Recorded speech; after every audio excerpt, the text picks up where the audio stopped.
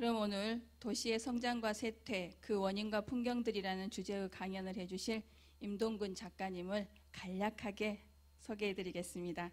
정치지리학의 최고 전문가이신 임동근 작가님께서는 서울대학교 도시공학과를 졸업하고 동대학원에서 공학 박사, 프랑스 파리 7대학에서 지리학 박사학위를 받으셨습니다.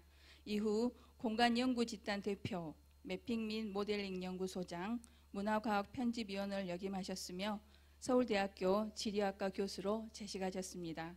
저서로는 메트로폴리스 서울의 탄생, 서울에서 유목하기, 역서로는 살과 돌, 서구 문명에서 육체와 도시, 관찰자의 기술, 신자유주의, 자유주의, 세계화의 공간들이 있습니다. 그럼 임동근 작가님을 단상으로 모시겠습니다. 여러분 뜨거운 박수로 맞아주시기 바랍니다.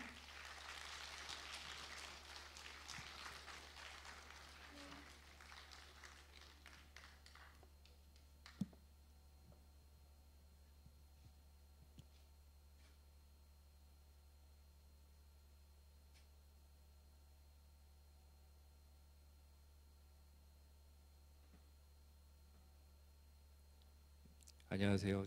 임동근입니다. 저는 지리학 전공을 했고요. 제 주제는 아주 간단히 얘기하면 인구 1000만 이상 도시는 어떻게 통치하는가 뭐 이런 통치술 관련된 겁니다. 이게 숫자라는 게 제 연구에서는 정말 중요하거든요. 그래서 1000명일 때 사람들의 모임이 이렇게 굴러가는 그런 법칙하고 10,000명일 때 굴러가는 법칙하고는 좀 다른데 어느 순간 달라지는지 어떻게 달라지는지 이게 이제 제 연구 주제 중에 하나예요. 그리고 이제 1000만 이상이다라고 하면은 엄청나게 거대하게 큰 도시들인데 이 큰 도시들이 이제 그 아시아에만 한 30개 정도 있습니다. 30개 정도 있는데 이 도시들은 가장 큰 특징이 뭐냐면 어제 봤던 사람을 오늘 못 볼 수 있다라는 게 제일 큰 겁니다. 그렇게 사람들이 계속 끊임없이 움직이기 때문에 예전 같은 규칙으로 예전 같은 방식으로 인사하지도 못하고 그다음에 다스리지도 못한다라는 거예요. 그래서 그게 언제 이제 그 기술이 발전했는지가 이제 제 박사 논문이 되는 거고, 그리고 그러면서 이제 우리나라에서 무엇을 갖고 했냐면 동사무소를 갖고 이제 박사 논문을 썼습니다. 그러니까 동사무소가 어떻게 탄생했고 어떻게 발전했고 아파트가 등장하면서 어떻게 달라지고 뭐 이런 식으로. 그래서 2004년도에 이제 논문 쓸 때만 하더라도 동사무소 연구가 거의 없었어요. 우리나라에 전혀 없다시피 할 정도로 이제 거의 없었고. 우리나라 연구보다는 외국 것들을 훨씬 더 많이 연구할 때였으니까 이제 하다 보니까 이제 재밌는 것들이 굉장히 많더라고요. 우리나라 동사무소의 모태는 정말 희한하게도 프랑스 파리입니다. 프랑스 파리의 모태인데 프랑스 파리에 있는 동사무소의 그 모태가 이제 그 일본으로 갔다가 일본 일제 시대 때 이제 우리나라로 이제 들어왔고 그러면서 이제 외국은 다 사라지고 우리나라만 남은 거예요. 그래서 전 세계에 동사무소 있는 나라는 우리나라밖에 없어요. 우리나라밖에 없고. 필리핀에 조금 남아있는데 거기는 사무실이 아니라 그냥 그 이장님 댁 같은 느낌이에요. 동장님 댁이 있습니다. 동사무소가 아니라. 동장님 댁에 가면 동사무소 업무를 처리를 해요. 그리고 이제 사무소 자체는 없는 이런 형태가 됩니다. 내려오는 동안에 잠깐 제 소개를 했습니다. 저는 그 도시계획을 맨 처음에 전공을 했고요. 제 대학교 졸업하면서 쓴 논문은 풍수지리입니다. 그래서 풍수지리는 정말 그 어르신들이랑 얘기하기 편해요. 여기가 명당입니다라는 얘기를 갖다 하다 보면은 한도 끝도 없이 그냥 계속 이야기 보따리가 풀어져요. 근데 정말 역설적으로도 풍수지리를 제대로 배운 건 파리에서 배웠습니다.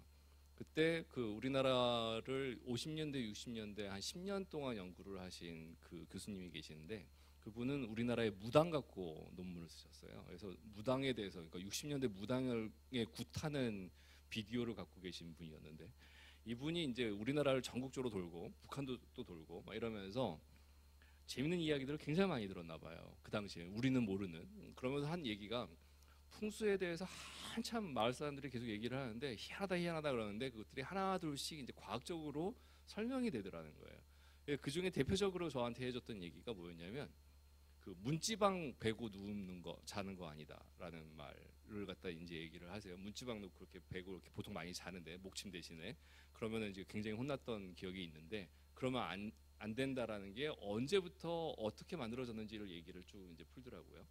그게 뭐였냐면 뜨거운 공기 위로 올라가고 찬 공기 들어오는 그 문지방이 밖에서 들어오는 찬 공기를 딱 막는 턱이에요. 그러니까 대청마루에서 찬 공기가 싹 방 안으로 들어오는데 온돌로 떼고 있는데 군불 떼고 있는데 그 문지방이 없어버리면 갑자기 찬바람이 쑥 들어온다는 거예요. 아무리 그 창이 있어도. 그래서 문지방은 밖에 있는 찬 공기가 못 들어오게 딱 막아주는 건데, 이게 만약에 깨지면 땔감을 갖다가 100개를 뗄 걸 150개를 떼야지 따뜻하다는 거예요. 그럼 땔감을 훨씬 더 많이 떼게 되는 거죠. 문지방이 깨지면. 그럼 문지방이 깨져서 땔감을 많이 떼면 뒷산이 황폐해져요. 뒷산이 황폐해지면 물이 부족해져요. 물이 부족해지면 농농사가 안 되고, 그러면은 소출이 작아지고, 이게 악순환이 된다는 거예요. 그래서 언제 이 동네가 망했는지도 모르게 그게 망가진다라는 거죠. 그래서 그러한 경험들이 계속 누적이 되면서 문지방 뱉고 노는 건 아니다, 뭐 이런 식의 얘기를 한다는 거예요. 그런 것들은 이제 하나씩 이제 얘기를 해줍니다. 7살 이하의 애가 죽었을 때 어떤 식으로 장례를 치렀는데 이때는 뭐였고, 그다음에 뭐 묘자리 어떻게 쓰고, 이런 얘기를 푸는데, 정작 한국에서는 풍수지리과 미신 막 이렇게 하는데 이제 그쪽에서는 굉장히 많이 거기에 대한 연구를 갖다가 하고 있고, 요즘도 굉장히 유행입니다. 그래서 그런 이제 풍수지리 갖고 이제 논문을 썼고, 그러다가 이제 석사쯤 되면서 뭘 했냐면 스포츠 센터 갖고 논문을 썼어요. 스포츠 센터인데 희한하게 그러니까 청소년회관, 무슨 뭐 군 청소년회관, 이렇게 언제부터 그 공공이 스포츠 시설을 갖다가 짓기 시작을 했을까라는 거에 대한 질문이 이제 그 제 석사 논문쯤 됩니다. 그래서 왜 관이 행정 쪽에서 그 그러니까 청소년뿐만이 아니라 이제 스포츠 시설을 갖다가 막 지으려고 하고, 거기다가 뭐 그 스포츠 센터도 만들려고 하고 뭐 이렇게 하는지, 이런 것들을 이제 연구를 하는데, 제일 쉽게 얘기하는 건 살만하니까 지었다였죠. 보통은 살만하니까 이제 스포츠 센터도 들어간다라고 얘기를 하는데, 근데 더 정확하게 말씀을 드리면 지방자치면 만들어지고 인구를 뺏기지 않는 그런 그 전략 중에 하나가 이제 구 안에서 문화시설, 스포츠시설, 뭐 이런 청소년 시설들이 생긴 거죠. 그래서 우리 동네에 그 일할 사람들을 갖다가 우리 동네에서 키우려고 할 때 굉장히 많은 그런 교육적인 그런 에너지를 갖다가 쓰게 되는데, 거기에 이제 군이나 구가 이제 등장을 하게 된 거죠. 그래서 90년대 이후입니다. 96년 이후에 갑자기 스포츠 센터가 쫙 늘어나요. 이제 이런 얘기들이 이제 석사 논문이 됩니다. 박사 논문은 말씀드리는 것처럼 이제 동사무소가 됐죠. 이 박사 논문 쓴 지 한 10년, 15년 됐는데요. 저는 이제 그러니까 그 뒤로 연구한 것들은 좀 다양해요. 그래서 메트로폴리스 서울의 탄생이라는 그 수도권에 대한 거는 이제 박사 논문이고, 그 이전에는 항상 저를 힘든 곳으로만 부릅니다. 그러니까 사람들이 되게 묘해서 힘들 때만 찾아요. 그래서 위기 지역, 뭐 망가진 지역, 뭐 이런 것들에 대해서 이제 발생을 할 때마다 이제 TF팀이라고 해가지고 이제 특별팀이 조직이 되는데, 이제 그런 곳에 이제 주로 이제 불려다니게 됩니다. 그래서 이제 평생 거의 서울에서 살고, 제가 이제 서울 토박이거든요. 아버지, 할아버지 다 서울 쪽이니까. 근데 서울 밖을 나간 적이 없는데 계속 이제 서울 말고 경기도를 갖다 얘기를 해달라라고 해가지고 이제 경기도 신도시 계획에 대한 책이 이제 나왔고, 그러더니 이제 갑자기 이제 군산, 뭐 거제 이렇게 힘들 때마다 이제 가가지고 이제 이야기를 해달라는 거예요. 근데 그러면서 제가 이제 완전히 새롭게 변하는 그런 그 경험들을 하게 됩니다. 뭐냐면, 공장 지역을 딱 가면 여기가 위기인지 아닌지 겉으로는 정말 안 보여요. 그냥 그 슬레이트 판넬이 있고 그 안에서 사람들 왔다 갔다 하고 차들 왔다 갔다 하는데, 이게 장사가 잘 되는 건지 아닌 건지 전혀 모르는 상태입니다. 그 서울 같으면, 아니면 부산만 해도 그렇고 광주만 해도 그렇고, 여기 길거리에 사람들이 별로 없으면 그냥 썰렁하다, 여기 망했다라는 얘기를 할 거예요. 그리고 비어있는 음식점들을 보면 여기도 망했구나, 뭐 이렇게 얘기를 할 텐데, 공장 지역은 이 공장 지역은 망했다라고 얘기할 수 있는 그런 외향이 별로 없습니다. 겉보기 잘 몰라요. 안에 들어가서 보면 그제서야 인터뷰가 나오고, 그러니까 사람들 이야기가 하나씩 나오면서 들어갑니다. 그래서 공장 지역에 대해서 이야기를 할 때, 위기 지역을 갖다 이야기할 때는 철저히 겉으로 보는 게 아니라 사람으로 봐야 된다라는 거예요. 마치 초심으로 돌아가는 느낌이거든요. 도시계획 맨 처음에 할 때도 맨 처음에는 사람 가지고 하다가 점점 이제 외양만 갖고, 뭐 내가 이제 도시계획을 하는 건지 아니면 테마파크 설계를 하는 건지 모를 정도로 이제 겁만 이게 쭉 치중을 하다가, 이제 산업 쪽으로 들어가니까 이제부터는 사람들에 대한 이야기를 하나씩 다시 이제 모으는 그런 단계가 됩니다. 그러면서 지금 지난 10년 동안 제 머릿속에는 지금 도시는 어떻게 성장하고 망해가는가에 대한, 특히 이제 성장이라기보다는 망하는 쪽에 대해서 계속 이제 이야기를 하게 됩니다. 그래서 이런 얘기를 갖다가 이제 산업 쪽에서, 산업부 쪽이랑 아니면 뭐 산자연 쪽이나 이런 쪽이랑 같이 얘기를 하다 보면 다들 우울해하셔요. 왜냐면 제 주제는 다 망하는 도시들 어떻게 망했는지에 대한 얘기를 하게 되다 보니까, 결국 그 선생님 강의는 뭐 우리가 뭐 망하긴 망하는데 어떻게 망하는지, 어떻게 죽는지 알고나 죽으란 얘기냐, 뭐 이런 얘기를 갖다 많이 하게 되거든요. 근데 그런 와중에 이제 어떻게 그 망하는 그 곡선을 변곡점을 갖다가 이제 꺾을 것인지에 대한 이야기를 갖다가 출발을 하는 게 이제 제 논의의 이제 주점이 됩니다. 그래서 오늘 할 거는 도시의 성장과 쇠퇴 그 원인과 풍경들인데 굉장히 넓은 이야기라서 아주 간략하게 그냥 큰 흐름만 이제 짚고 맨 마지막 단계에서 이제 조금 요즘 하고 있는 이야기들을 갖다 풀겠습니다. 오늘 할 거의 큰 주제는 강, 철도, 도로입니다. 이 세 개가 완전히 다른 세상을 갖다가 그려줘요. 강이 이제 세상을 이제 보여줄 때 이때인데 이거는 왜 안 보이죠?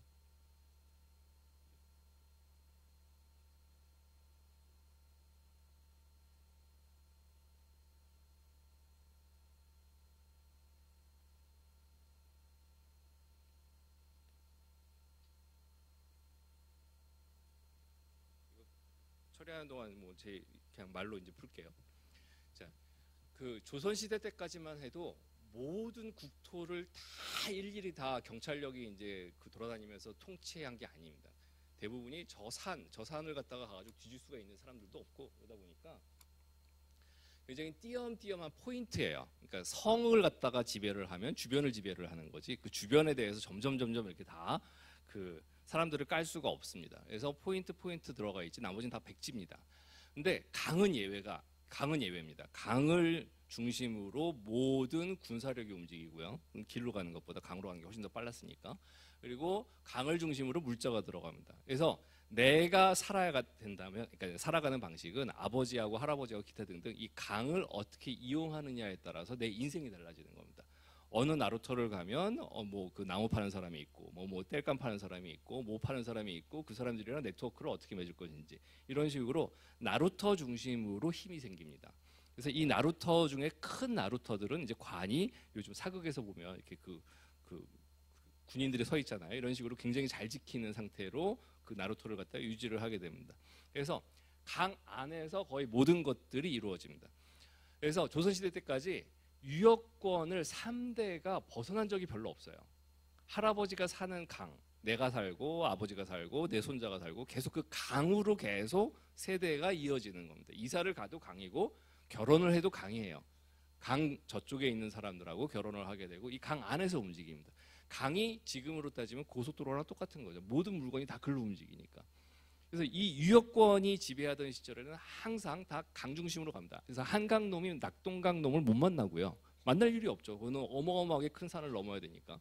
문경세제 넘든가 뭐 하든가 넘지 않으면 그 새로운 유역권에 있는 사람들을 못 보게 되는 겁니다. 그래서 강이 이제 그런 역할을 하게 되고 반면에 산은 산적이라는 말이 있듯이 무법천지예요. 그리고 규율이 관의 규율이 아닙니다. 다른 규율입니다. 뭐 임꺽정이라든지 기타 등등 관이 썩었을 때 다 산이 저항의 중심지가 됩니다. 왜냐하면 산까지 못 올라오는 거죠.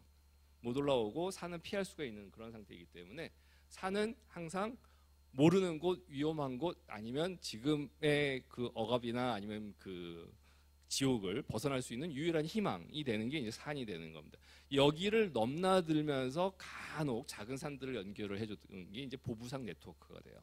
그래서 기본은 다 강이고 강을 갖다 넘나들면서 아니 산을 넘나들면서 새로운 강이랑 만나는 지역들은 대부분 다 보부상들이 연결한 겁니다.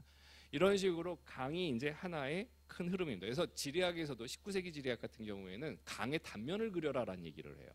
이게 무슨 얘기냐면 산으로 들어가면 자원하고 나무하고 땔감이 있고 그다음에 약간 좀 낮은 산에서는 사냥을 합니다. 사냥을 해가지고 고기를 충족시키고 조금만 더 내려오면 이제 곡괭이질하면서 이제 농업을 하게 되고 더 내려가면 조금 큰 경작지가 나오고 도시가 나오고 그다음에 바다가 나오면서 항구하고 물고기가 나오고 이게 이제 계속 돈다는 거죠. 이 안에서 이 강 안에서 계속 도는 겁니다. 그래서 그 그러니까 강 중류에 있는 사람들은 강 상류와 강 하류의 바다에 있는 사람들이랑 연결하고 이런 식으로 간다는 거죠. 이게 이제 강에 대한 이야기입니다. 세계 경제도 비슷해요. 스케일이 좀 다를 뿐이지 세계 경제도 거의 비슷하게 들어갔습니다. 그래서 이것도 이제 재밌는 이야기긴 한데 요 강이랑은 얘기랑 완전히 다르지만 제가 이제 아부다비를 간 적이 있었는데 그때 아랍 중동 지금 이제 한참 시끄러운 중동에 있었는데 그때 갑자기 같이 있었던 교수가 야 12세기 중국 성이 나왔다 한번 같이 가볼래? 뭐 이런 얘기를 하는 거예요. 그래서 아 이게 뭐지 12세기 중국 성? 알고 봤더니 몽고예요. 원나라 때인데 거기 있었다는 거죠. 그러면서 이제 갔어요. 갔더니 진짜 중국의 흔적이라고 이제 나와 있는 축조술이 이제 보입니다. 근데 그러면서 그 역사 이야기를 들으니까 정말 재밌는 얘기들이 나오더라고요. 뭐냐면 그 고려의 처용가 그러면 이제 아랍 사람들이 여기까지 왔다라고 얘기가 나오잖아요. 이게 왜 가능했을까라고 보면 보통 선원이 한 평생 중동 아랍하고 그다음에 신라하고 한 10번 정도 왔다 갔다 한대요. 한 평생 10번 정도 왔다 갔다 하면은 내가 이제 일하는 것들이 끊기는 거예요. 그러면 이 당시에는 원양선이 아니라 연안을 갖다가 이제 옆에 끼고 도는 거거든요.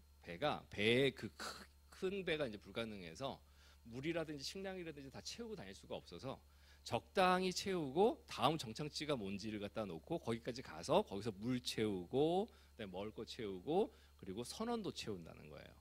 누가 선원이 이제 병들어서 죽으면 내려가지고 요양 보내고 다시 채우고 뭐 이런 식으로 가는 겁니다. 그러면 중동까지 가는 아라비안 라이트처럼 이렇게 쭉 가는 그 길에 굉장히 큰 항구들별로는 다 뭐냐면 새로운 인종의 선원이 유입되는 창구입니다.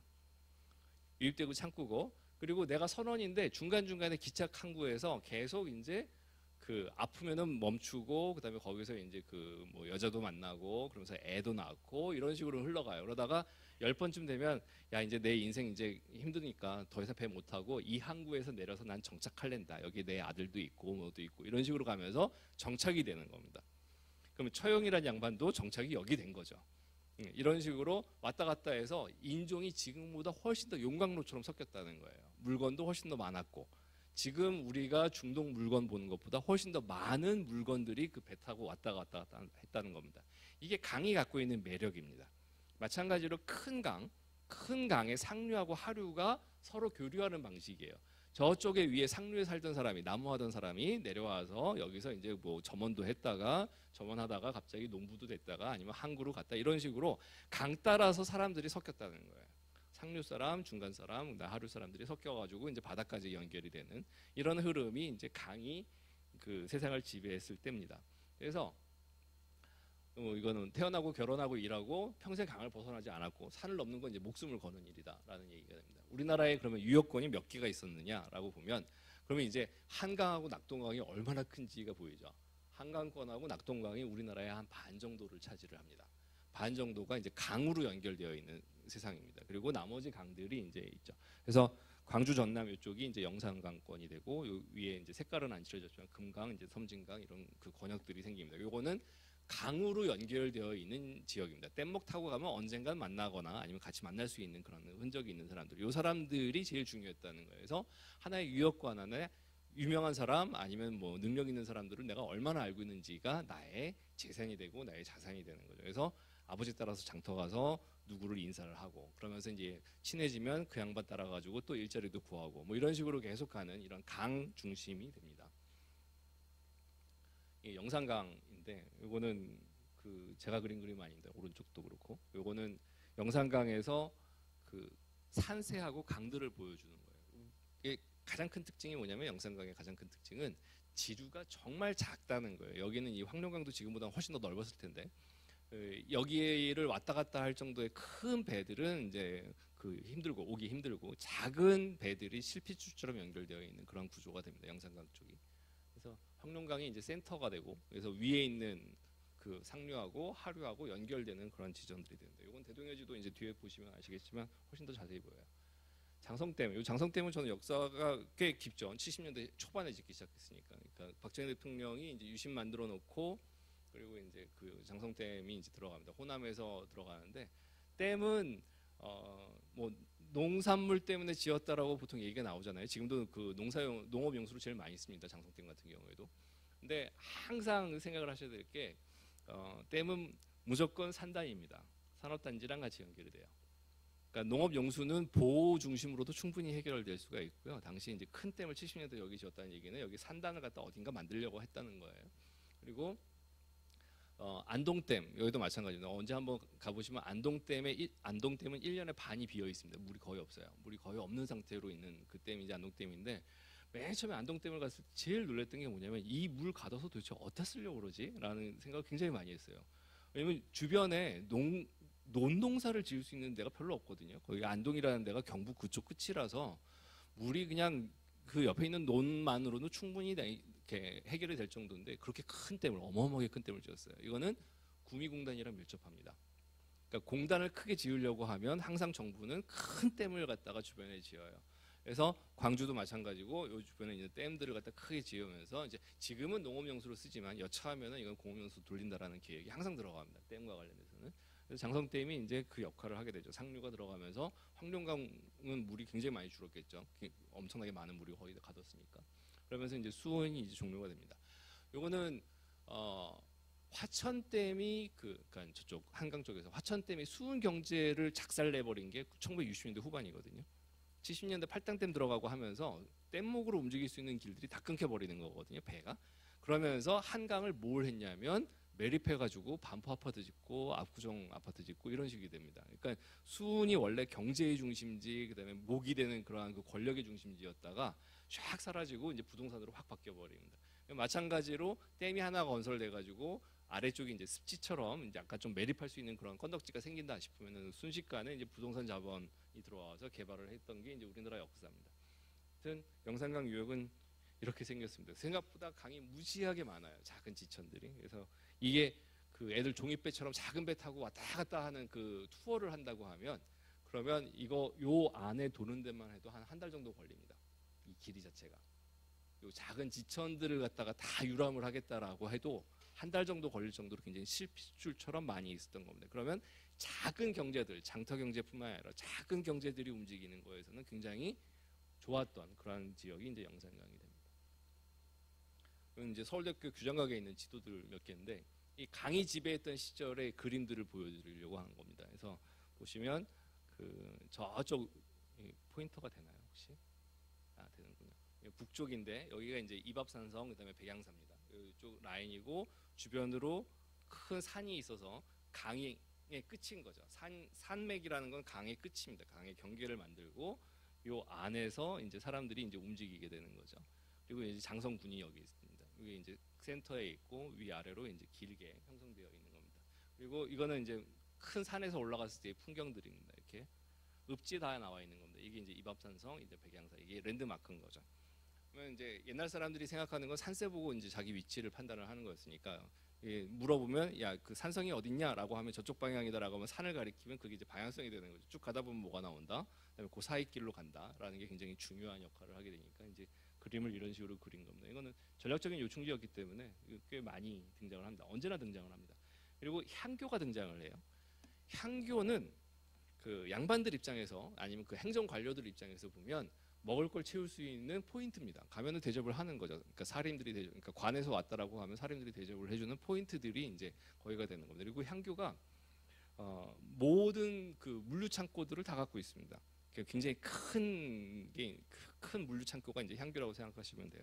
그 안에 그 쌀하고 이제 그런 물건들이 이제 그 정부에서 뺏기지 않는 물건들이 그냥 쭉 다 모여 있기 때문에 그 부분이 이제 굉장히 중요한 포인트가 됩니다. 또 이제 별개의 얘기인데 우리나라에서 살인들이 와가지고 그 훈구파들 다 이렇게 몰아내고 뭐 중종 뭐 인조방정 뭐 그런 얘기들 많이 나오잖아요. 뭐 조광조 얘기 나오고 사극에서 맨날 나오는 거. 이걸 갖다 이제 90년도에 제가 이제 그 수업 들을 때 이제 교수님이 뭐라고 얘기했냐면 사화라고 보통 불리는 거에 경제학적인 토대가 뭔지 아냐라는 얘기를 하더라고요. 이 사화라고 하는 살인들끼리 서로 싸운 거 이걸 갖다 얘기를 하는데 굉장히 그 충격적인 얘기들이 많이 나왔어요. 그러니까 사료에서 등장하지 않지만, 그러니까 그 논문을 쓰기에는 좀 부족하지만 얘기들이 굉장히 많이 나오는 것들 중에 하나인데, 뭐냐면 서해안의 매립은 통일신라 때부터 매립을 시작을 합니다. 그래서 이제 뭐 군산, 뭐 그다음에 저기 부안 이런 데 보면 굉장히 매립지가 많죠. 여기도 마찬가지로 매립이 굉장히 많습니다. 요 영산강 쪽도 어마어마하게 매립을 많이 했어요. 목포 같은 경우는 70년대 지도 못 씁니다. 매립이 너무 많아서. 근데 그 매립을 갖다 통일신라 때부터 하게 되는데 이 매립을 한다는 얘기는 그것들을 갖고 이제 쌀로 바꾼다는 거예요. 그러면 그 명나라 때 무슨 일이 발생을 하냐, 청나라 때 무슨 일이 발생을 하냐면 우리나라 양반들이 이제 3세대가 되면 재벌 3세대라고 칩시다. 이제 그 이조 반정 아니 뭐 그 이성계부터 해가지고 쭉 이제 와서 3세대쯤 되면 사치품들을 사기 시작합니다. 성종 이후부터 사치품을 사야 되는데 우리는 뭘 갖다 주냐면 쌀을 주고 거기서 비단하고 도자기하고 그다음에 약간 좀 사치품들을 갖다 갖고 오는 거죠. 책도 사오고 뭐 이런 식으로. 그래서 쌀이 많으면 명나라 가서 청나라 가서 살 게 많아지는 겁니다. 근데 쌀이 더 이상 안 나오기 때문에 논을 갖다 계속 이제 새로 만들어야 되는 거죠. 그래서 그 당시에 이제 그 매립하는 방식은 그 쌀이까지들을 갖다가 쭉 엮어가지고 이렇게 쭉 꽂아놓고 이렇게 왔다 갔다 조수간만 때문에 쌓이면 거기다가 이제 조개 패총 같은 거 묶고 그다음에 또 다시 메꾸고 이런 식으로 가는 거예요. 이래서 언제 매립하겠어라고 생각을 하지만 한 세대만 거치면 어마어마하게 큰 논들이 하나씩 튀어나옵니다. 그런 식으로 이제 하다 보니까 이제 굉장히 많은 관료들이 그 매립에 그 민간인들을 그러니까 양인들을 동원을 했다는 거예요. 근데 이 양인들이 주로 어떤 일들을 지방에서 했냐면 사림들의 돈이었습니다. 그러니까 지주들의 돈이었어요. 내 소장농들을 갖다가 관에 있는 젊은 놈이 갑자기 끌고 가가지고 매립공사를 시켜버리니까 이게 이제 머리가 도는 거죠. 이러면 안 되겠다 싶어가지고 상소를 올리기 시작합니다. 상소를 굉장히 농사가 바쁠 때 양인들을 농사를 지어야 될 양인들을 갖다가 빼서 저쪽에 매립지 공사를 시켜버리니까 거기에 대한 불만들을 상소를 계속 올리는 거죠. 그러다가 도저히 말을 안 들으니까 야, 안 되겠다. 우리가 관으로 좀 나가야겠다라고 하는 게 이제 사림의 등장이었다는 거예요. 그게 이제 그 전라도 지역, 그러니까 호남 지역에 있는 그 이황이나 이이나 이런 양반들이 쭉 올라가기 시작을 하는 그런 계기가 되는 거죠. 이런 얘기들을 하게 됩니다. 마찬가지로 여기서도 똑같이 이제 그 땅과 관련돼서 매립이나 이런 것들이 얘기가 나옵니다. 자, 그다음에 이렇게 가다 보면 한도 끝도 없어가지고 옛날 이야기라서 장성이 여기 있습니다. 대동여지도 보는 방법. 대동여지도는 딱 세 가지만 보시면 됩니다. 하나는 뭐냐면 산세, 하나는 물, 그다음에 하나는 도로입니다. 요 세 가지가 이제 메인이 돼요. 여기서 산은 요런 그 검은색 먹선으로 되어 있어가지고 산 정상들이 하나씩 있습니다. 이게 산세입니다. 강은 지금 여기 있는 이 실선이 됩니다. 그래서 항상 산세하고 물세가 그러니까 강이 이렇게 얽혀 있습니다. 서로 만나지 않아요. 만나지 않고 따로 이렇게 들어갑니다. 도로는 여기 있는 직선입니다. 이 직선들이 도로인데 실제 도로가 아니라 요 한 칸이 살인가 그럴 거예요. 그러니까 그 한 번씩 갈 때마다 그 셀 수 있는 몇 시간마다 한 번씩 갈 수 있는 그런 그 시간 거리가 됩니다. 그래서 직선으로 가면은 그러니까 여기서부터 여기까지 갈 때는 몇 시간 걸린다. 이런 것들의 시간을 갖다가 판단을 하게 됩니다. 장성을 보시면 육각형이에요. 그러니까 그 6개의 길로 이제 퍼져 나갑니다. 굉장히 큰 그 요충지가 되는 거죠. 그래서 지금 여기 트라이앵글인데 여기 이제 고창하고 그다음에 영광하고 장성하고 이게 삼각형으로 이제 트라이앵글이고 여기 광주까지 들어갑니다. 그래서 요 위에 가면 이제 담양하고 저 위에 가면 이제 그 부안까지 가게 되는데 보부상들의 그 권 자체는 여기서 움직이다가 위에 살짝 산 넘는 아주 낮은 산이니까 넘어서 왔다 갔다 하는 연결하는 그런 네트워크로 되어 있습니다. 그래서 오늘 강의하면서 이제 그 장성군의 보부상에 대해서 한번 조사를 해보려고 무진장 노력을 했는데 전혀 흔적이 없더라고요. 어떠한 논문도 이 지역의 보부상에 대한 논문을 쓴 적이 없습니다. 사람들이. 그래서 실제로 다 사라지긴 하는데 근데 보부상을 갖다가 만나신 적도 별로 없을 거고 만났다고 하더라도 다 만들어진 겁니다. 70년대 이후에 그 상무회라고 하는 데가 다 나중에 만들어집니다.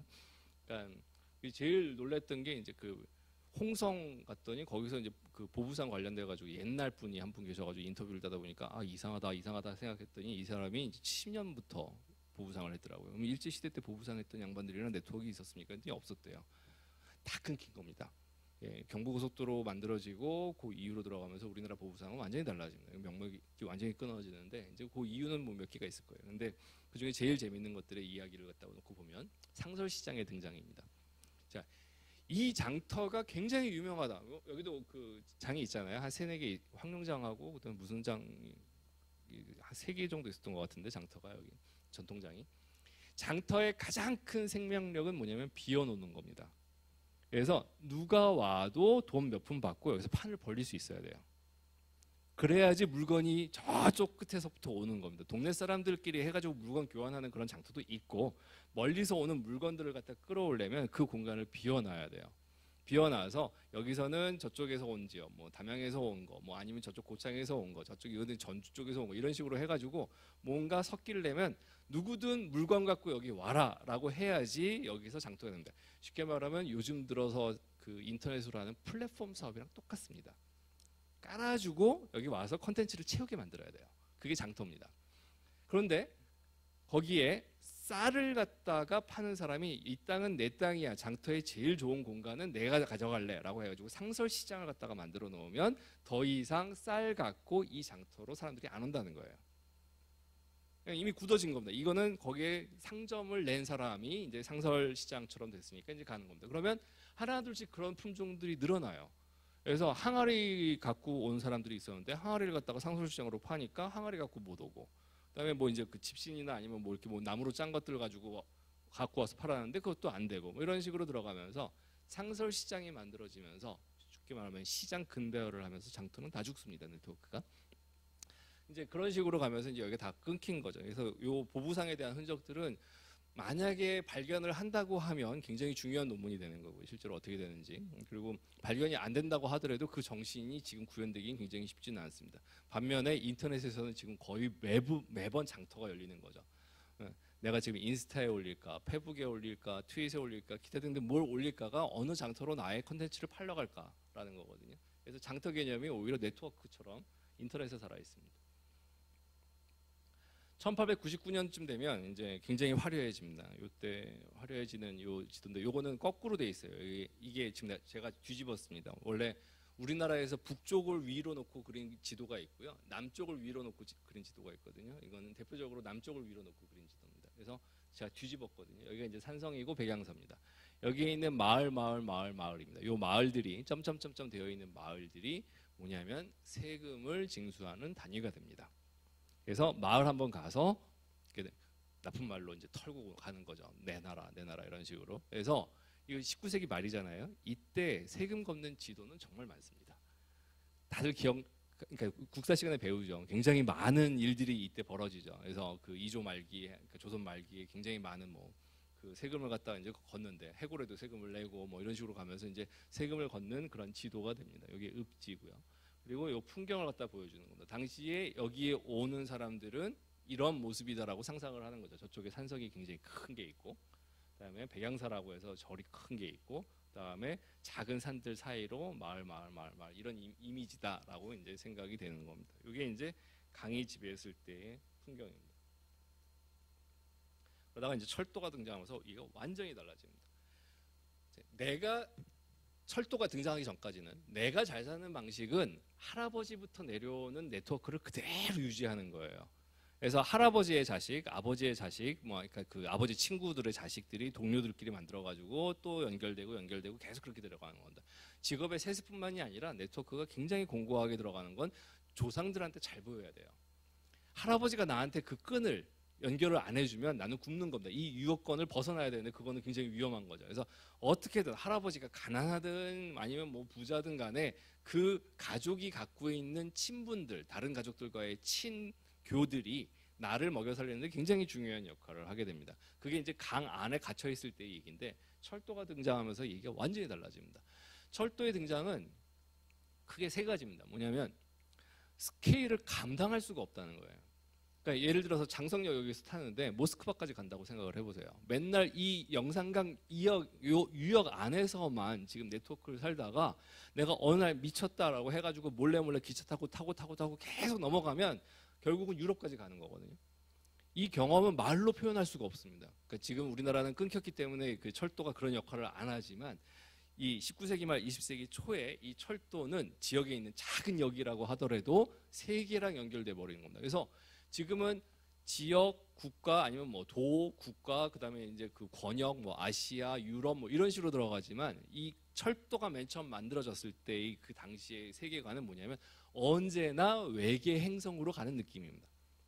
타는 순간에 어디를 가든 새로운 외계 이런 식으로 펼쳐지는 거죠. 마치 드라마랑 똑같아요. 연극 보는 것처럼 펼쳐지고 닫히고 펼쳐지고 닫히고 하는 그런 역할들을 하게 됩니다. 생각보다 지금 우리가 느끼는 그 세계관보다 훨씬 더 큽니다. 그러니까 이제 김일성도 모스크바까지 이제 도망가서 이제 가는 거죠. 빨치산이 돈이 어디 있다고 거기까지 가겠어요. 그냥 철도 타고 가면 돼요. 그러니까 이런 식으로 들어가는 겁니다. 러시아도 마찬가지로 그렇게 발전을 하게 됩니다. 시베리아 철도인데 이게 1904년도 건데 이 전부터 이제 철도가 굉장히 많이 등장을 합니다. 여기 철도들이 이제 쭉 들어가는데 이건 역사학에서 굉장히 미스터리 중에 하나예요.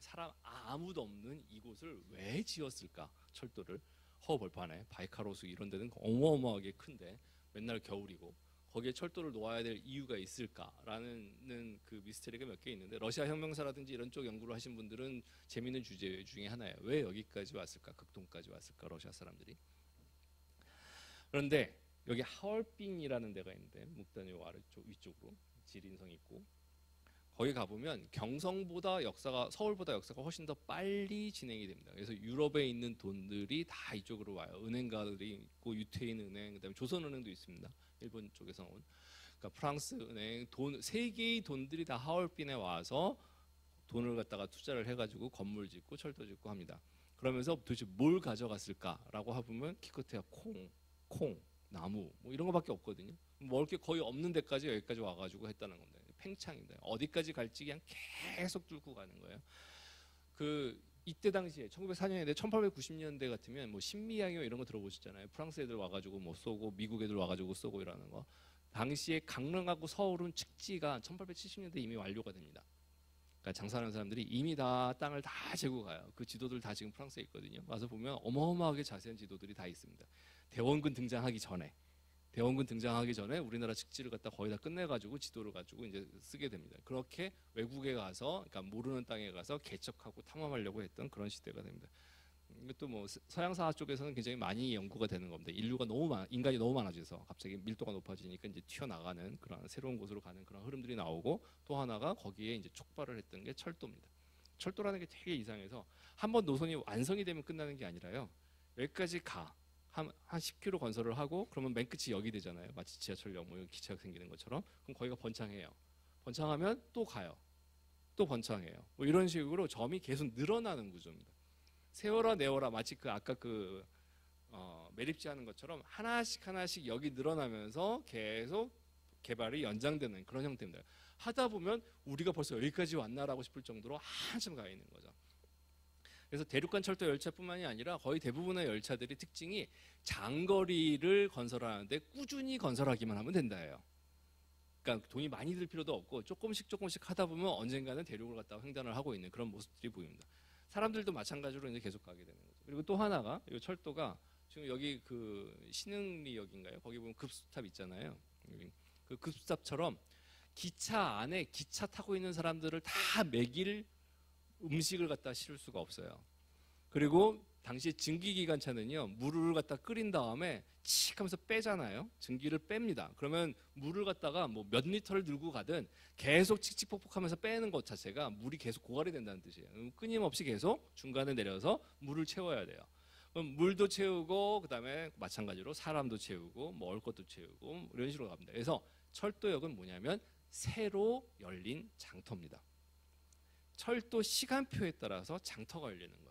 그게 이제 일본 쪽으로 가면 도시락 사업으로 나중에 이제 다시 이제 재창조가 되고 이쪽 같은 경우도 그렇습니다. 그래서 러시아 쪽에서도 마찬가지로 마치 연안 따라서 배의 선원들이 내리고 타고 하는 것처럼 기차역에서도 내리고 타고 계속 그러는 거죠. 그래서 블라디보스톡에서 모스크바까지 시베리아 횡단철도를 갔다 타면 한 일주일 정도 갈 때 중간중간에 계속 사람들이 타고 내리고 하는 겁니다. 그런 것처럼 저때 속도가 엄청 늘었기 때문에 한 달 정도 잡고 중간중간 계속 물건들이 나오는 거죠. 그래서 여행하는 게 필수 코스가 됩니다. 새로운 세상을 경험하고 싶으면 배를 타는 게 아니라 철도를 타야 돼요. 왜냐면 훨씬 다이나믹하죠. 기차역을 갖다 내릴 때마다 새로운 물건도 만나고 새로운 풀도 만나고. 그래서 기록을 보면 뭐까지 팔았냐면 기차역에서 꽃도 팔았어요.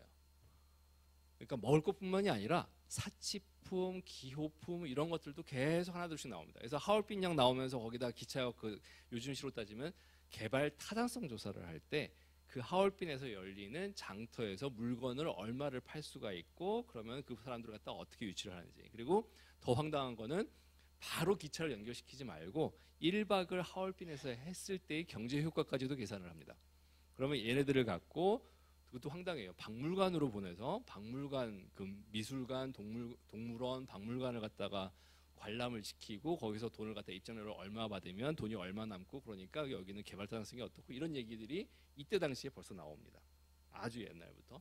그러면서 요 개발의 축이 이제 형성이 되게 됩니다. 그러다가 이제 1910년대쯤 되면 이런 지도가 나와요. 요거는 그 프랑스 작가가 갖고 있는 개인 소장품인데, 왜냐면 아시아 지도에 대해서 이 지도 한 장 들고 일단 첫 번째로 오게 되는 겁니다. 그러니까 뭐 그림을 보시는 게 나아요. 여기서 기차를 타면 베를린, 파리, 런던 간다라고 써 있어요. 그리고 배 타고 가면 어디로 가는 거고, 여기로 가면 어느 배고, 그다음에 이 배 실제로 운행하는 배의 모습을 갖다 그림을 그려가지고 이런 배들 타고 움직인다라는 겁니다. 그러면 아시아에서 사람들이 넘나들 때는 기차와 배가 제일 중요하게 지역을 넘나드는 겁니다. 이거는 요즘은 또 감각이 둔해진 트랜스내셔널 투어리즘이라고 하는, 그러니까 국경을 넘나들면서 관광하기라는, 지금 우리는 별로 없는 그런 경험입니다. 이 당시에 유럽에서 이쪽으로 왔을 때는 한국가만 찍고 나가는 게 아니라 일본 왔으면 중국 가고 한국 가고 그다음에 러시아 가고 찍고 간다는 거예요. 마치 우리나라 유럽 여행 갈 때 어떻게 가요? 뭐 15박 16일 뭐 4개국 뭐 5개국 뭐 몇 개 나라 뭐 이런 식으로 찍잖아요. 유럽에서 이 당시에 아시아를 관광했던 것도 똑같은 겁니다. 도시 몇 개 찍는다, 몇 밤 며칠이다, 이런 식으로 관광을 갖다가 프로그램을 돌렸기 때문에 가능합니다.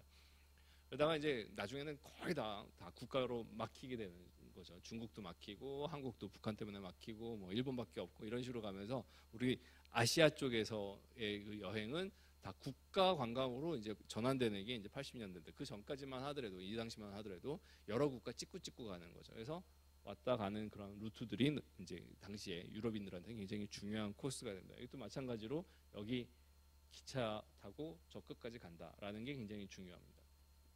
그래서 결국 핵심은 뭐냐면, 이런 그 갓쓰고 이런 양반들하고 저쪽 유럽에 있는 이런 풍경하고 같이 연결돼 있다는 거예요. 지금은 되게 낯설지만 그냥 한복 입고 그냥 모스크바 역에서 내리는 사람들이 있는 겁니다. 여기 갓쓰고 있고. 근데 갓만 쓴 게 아니라 전 세계에서 철도로 다 그쪽으로 왔기 때문에, 그 뭐 러시아라든지 이런 쪽으로 다 왔기 때문에 다 인종이 막 들쑥날쑥한 거예요. 이때의 문화가 이제 코스모폴리타니즘이라고 해서 세계주의라고 보통 얘기를 하게 됩니다. 그럼 지금에 있는 느낌이랑은 또 다릅니다. 왜냐하면 인종주의가 별로 없어요. 이 당시만 하더라도 너는 흑인이야, 뭐 차별받아야 돼, 이런 게 별로 없습니다. 당시에. 왜 이런 일이 발생을 했냐면, 인종이 달라도 돈이 얼마나 많을지 감당이 안 돼요. 이 기차 타고 오는 사람들은. 그 뭐 무슨 뭐 유럽 뭐 횡단열차 1등급 뭐 오리엔탈 특급 뭐 이런 것처럼, 뭐 내가 지금 인도 가면은 코끼리가 몇 마리가 있고 나한테 뭐 이런 식으로 얘기할지도 모르는 사람들이 다 섞여 있는 겁니다. 아프리카의 왕실에서 왔을지 뭐가 왔을지 모르기 때문에 인종만 갖고 이 사람을 하등하다 뭐하다라고 판단하지는 않았습니다. 당시만 하더라도. 이 세계주의자들은 철저히 인종이 아니라 계급입니다. 너는 왕실 사람이니? 너는 왕실의 땅이 얼마니? 보물이 얼마니? 국민이 얼마니? 뭐 이런 식으로 얘기를 하면서, 그러니까 사람들의 계급 중심으로 네트워크가 만들어지던 그런 시절입니다. 하층민들도 마찬가지예요. 그러니까 별로 인종에 대해서 서로 차별하지 않고, 돈이 있으면 아니면 일자리가 있으면 어디든 철도를 따라 유랑하고요. 더 웃긴 건 뭐냐면 철도를 건설하러 유랑을 합니다. 계속 왔다 갔다 하면서 들어갑니다. 그래서 이 당시에 이 노동자들은, 1930년대까지 이 노동자들은 길 위에서 태어나서 길 위에서 죽는다라는 말을 합니다. 그러니까 국가가 이제 그 경제 위기 때는 철도를 놨으니까 사철이든 뭐든 간에 철도 길하고, 그 다음에 그거 끝나고 나면 길 따라서 공장 가고, 이런 식으로 가면서 길 위에서 사는 그런 인생이 됩니다. 그래서 철도 세계 국가 지역, 이게 완전히 그냥 다 연결되어 있는 그런 네트워크다라고 생각을 하시면 돼요. 자, 급기야 이게 이제 1920년대 읍지입니다. 장성 읍지인데, 읍지에 굉장히 옛날 것처럼 보이는 이런 판화에 보시면 아시겠지만 기차역이 있습니다. 그러니까 대동여지도에 기차역 집어넣는 꼴이에요. 그러니까 그 당시에 이제 문화적인 충격은. 그래서 요 장성역하고 신흥역하고 사거리역, 요 세 가지 역이 이제 장성군의 읍지에 나오는 겁니다. 아까는 뭐였어요? 여기 들어가면 세금 징수할 수 있는 마을들이 있었다면, 강 따라 마을들이 있었다면, 이제부터는 다른 지도 별로 필요하지 않고 기차역이 제일 중요한 그런 시절이 됩니다.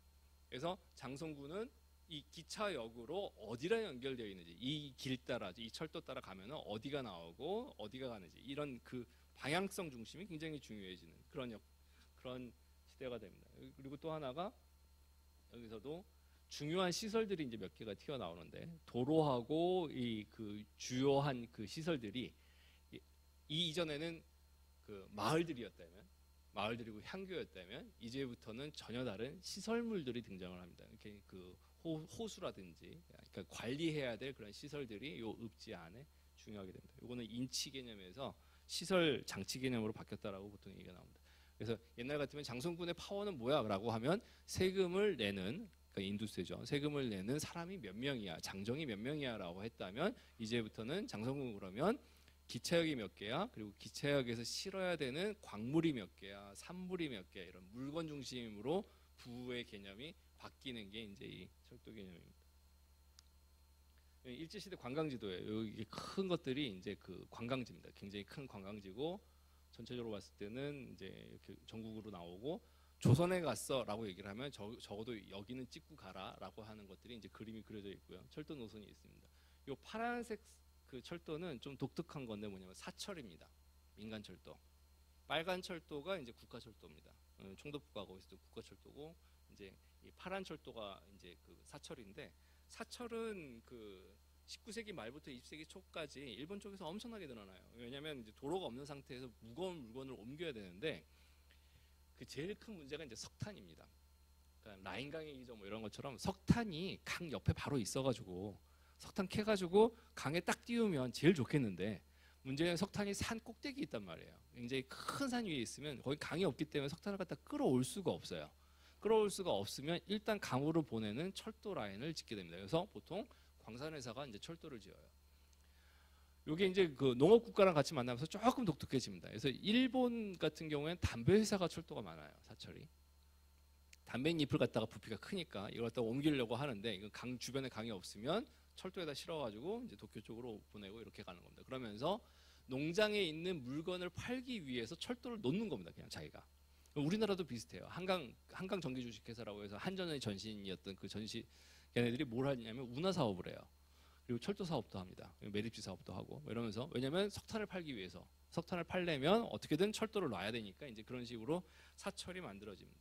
그래서 여담이지만 일본에서 그 금연이 제일 늦게 된 게 이제 철도예요.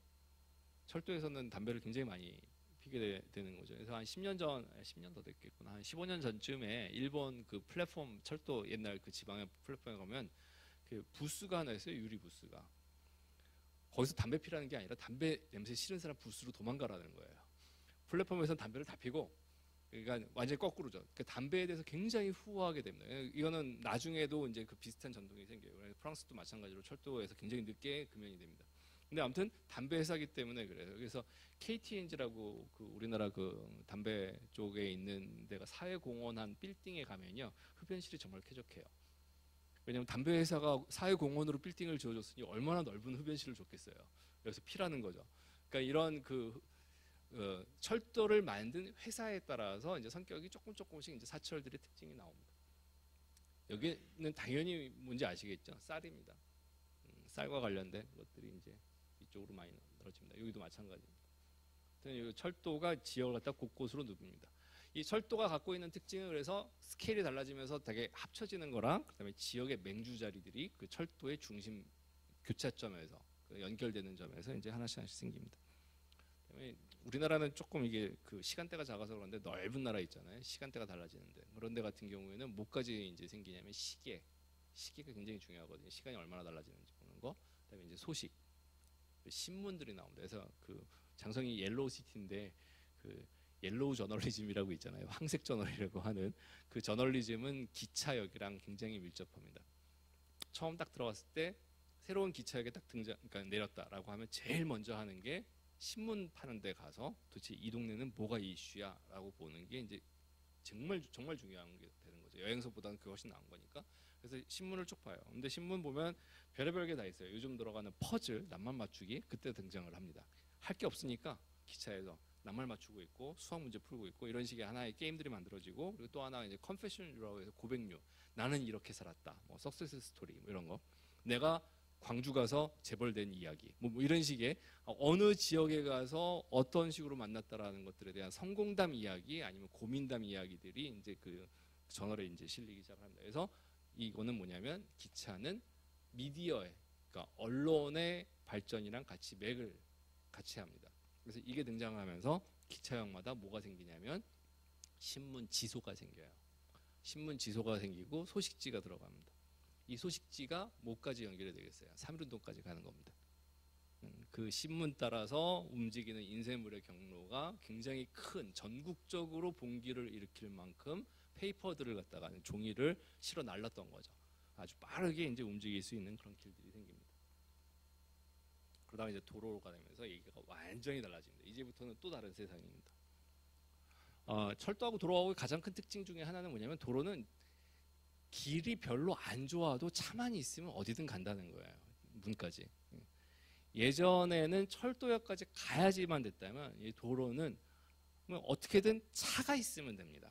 철도를 갖고 있는 사람은 없잖아요. 내가 기차 갖고 있어 이런 얘기는 없어요. 일단 그건 타는 거고 탑승권의 개념이었다면 차는 아무튼 내가 차를 갖고 있으면 어디든지 갈 수 있다라는 사람의 역할이 훨씬 중요해집니다.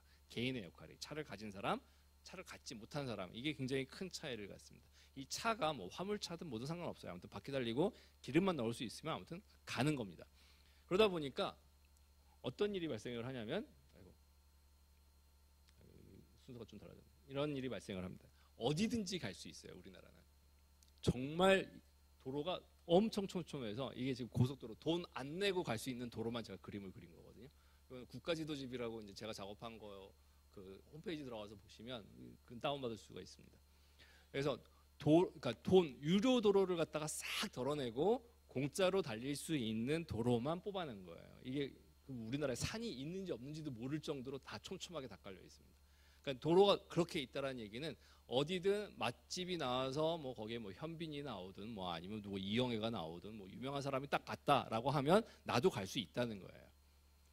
접근성 면에서는 거의 혁명에 가까운 이야기입니다. 그래서 도로가 사통팔달로 아무튼 다 있으면 그냥 어디든지 다 있기 때문에 그냥 내 의지가 더 중요해요. 나는 어디를 갈까 이런 생각이 훨씬 더 중요한 그런 시대가 됩니다. 그래서 이거는 89년도에 나온 그 내무부에서 마지막으로 만들어 놓은 그 군지거든요.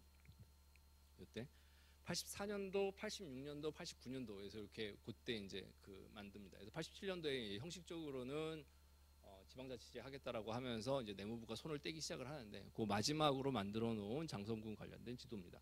이거는 철저히 공무원들이 봤던 지도예요. 공무원들이 봤던 지도인데 요 앞면이 이제 그 장성군 지도가 이렇게 있고 그리고 뒷면에 이제 필요한 것들에 대한 정보들이 쭉 있습니다. 공무원 여기에 사는 공무원이 내무부 장관의 보고를 하려면 적어도 이 정도는 알아야 돼라고 하는 쉽게 말하면 컨닝 페이퍼인 거죠. 그래서 궤도에다가 이렇게 걸어놓고 장성군 지도 걸어놓고 요 뒷면이거든요. 뒷면에 그 지도의 이 정보들이 쭉 있어요. 근데 그거 바로 보면서 이제 PT할 수 있는 거죠. 이런 형태가 되는데 그때 이 도로가 정말 중요하게 됩니다. 국도가 몇 킬로고 지방도가 몇 킬로고 군도가 몇 킬로고 뭐 이런 식의 얘기들이 이제 나오는 거고 면 따라서는 지금 길이 어떻게 되고 도로 이퀄 국회의원 당선이라고 이제 결정이 됐던 그런 시절이기 때문에 도로가 정말 중요한 그런 근대화의 징표가 됐던 거죠. 그래서 15년 전인가 부안 가가지고 그때 그 그쪽 사람들 부안 군수님하고 뭐 기타 등등 몇 번 만났는데 그때 그 얘기를 하더라고요. 우리는 선거 때마다 도로가 1km씩 포장됐어 뭐 이러더라고요. 그러니까 선거가 있으면 도로 1km. 그러니까 그것도 이제 선거 전에 이제 그 여당이 그 자기네들의 그 당인 국회의원들이 있는 지역을 이제 포장을 갖다가 이제 하는 거죠. 1km씩 이런 식으로. 그런 식으로 했다고 그러더라고요. 정확히 1km씩 늘어났대요. 부안군 같은 경우에는. 그러니까 비슷하게 이제 포장도로에 대해서 굉장히 많이 돈을 받으려고 했고 그다음에 그러니까 그 주민들한테도 굉장히 중요하게 받아들여진 거죠. 그래서 도로가 정말 중요했습니다. 이 당시에만 하더라도. 이거는 이제 그린벨트예요. 장성군 쪽, 광주 쪽 연결되는 그린벨트. 광주 그린벨트는 정말 의외입니다. 광주는 뭐 토지구역정리 사업을 한 것도 아니고 빈 땅도 굉장히 많은데 그린벨트를 갖다가 굳이 했어야 되나 뭐 이런 생각이 들 정도로 필요가 없는 거였는데 이제 그린벨트가 등장을 하죠. 근데 등장을 했는데 결국 나중에 되면 굉장히 큰 힘을 발휘를 합니다. 그린벨트가 있고 없고에 따라서. 근데 아무튼 그린벨트가 들어갔고 그리고 실제로 79년도, 89년도인데 70년대 초반에 그 그린벨트 지역하고 조금씩 달라요. 계속 바뀝니다. 변경이 됩니다. 아무튼 도로가 이 당시에 이제 굉장히 중요한 역할을 했다. 고속도로도 마찬가지고요. 그래서 이게 결국은 목이 사라졌는데 양극화가 늘어나는 역설이 이제 만들어집니다. 이게 핵심 포인트입니다. 지금 도시가 성장하고 쇠퇴하는 거에서 핵심 포인트가 어디든지 갈 수 있으니까 사람들이 많이 가는 곳만 간다는 거예요. 원래는 안 그랬거든요. 이게 보통 도로가 많다라고 하면 제일 먼저 이 그 격자마을 갖다가 설계를 했던 그런 지역계획가라든지 아니면 도시계획하는 사람들이 무슨 얘기를 했냐면 도로가 많아지니까 이제 특색 있는 식당들이 살 거예요. 뭐 이런 식의 얘기를 했어요. 도로가 많아지니까 어디서든지 30분 내면 여기로 올 수 있으니까 1시간 내로 여기 일일 생활권이고 뭐고 하면서 있으니까 어디든 뭐만 잘 되면 사람들이 올 거예요라고 얘기를 했는데 실제로 사람들의 행동 패턴 그다음에 거주 패턴들은 사람들이 많이 사는 곳으로 간다는 거예요.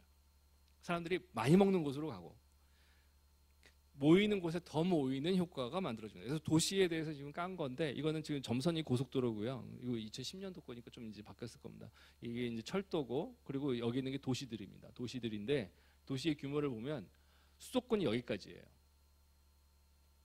수도권 쪽에 엄청나게 많고 부산만 하더라도 굉장히 많지 않습니다. 굉장히 큰 섬들이 있을 뿐인 거고 그 남동임해공업단지라고 해가지고 사람들이 많이 살 것 같지만 실제로는 굉장히 큰 거점들만 있고 주변은 다 공장인 거죠. 그래서 이제 이쪽으로 들어가고 대구, 울산, 부산은 거의 하나의 도시처럼 그냥 연결되어 있는 겁니다. 광주는요 섬이에요. 정말 외계에 있는 그 무슨 행성에 있는 스페이스쉽처럼 거기만 인구가 엄청나게 많고 주변이 거의 인구가 없는 그런 상태가 됩니다. 주변에 진짜 아무것도 없어요. 배후지가 없는 상태에서 나홀로 광역시가 되어 있습니다. 그러니까 이런 상태가 이쪽입니다. 결국은 이쪽 지역에서는 광주 쪽으로 다 몰린다라는 거죠. 경계가 되는 거. 그래서 사람들이 어디든지 갈 수 있으니까 제일 큰 데로만 간다예요. 이게 역설입니다. 그래서 목이 많아지면 많아질수록 저쪽 큰 놈만 큰다. 요거는 이제 세계화와 그적들이라는 책에서 다니엘 코행이 했던 말 중에 하나인 건데 이게 언제나 그냥 교훈처럼 저한테는 있습니다. 뭐냐면 큰 도시하고 작은 도시하고 연결이 되면 누가 이득일 것 같냐라고 하면 큰 도시가 이득입니다. 큰 나라하고 작은 나라하고 FTA 한다. 그럼 누가 이득이냐라고 하면 큰 나라가 이겨요. 그러니까 언제나 그렇습니다. 인도도 그랬고요. 인도하고 영국하고 갑자기 교통망 많아지고 배표 많아지고 하다 보니까 처음에 인도가 식민지 될 때는 경제 격차가 1대2였는데 나중에 1대20까지 늘어납니다. 연결되면 될수록 큰 놈만 살아요. 요거는 그 이유가 뭐 노벨 경제학상 받은 크루그만도 이제 그 얘기가 계속 나오는 건데 어떤 메커니즘이냐면 자, 작은 마을에 빵집이 하나 있고요. 옆마을에도 빵집이 하나 있어요. 옆마을까지 빵 사러 안 가요. 난 이 마을에서 다 사요. 이게 유효권이든 아니면 도시든 뭐 모든 비유해도 상관없습니다. 그러다가 교통망이 연결이 됐어요. 연결이 돼가지고 내가 빵 사러 저 마을까지 저 도시까지 갈 수 있는 상황이 됐다라고 하면 그러면 두 마을의 빵집 중에서 한 마을이 승자가 됩니다.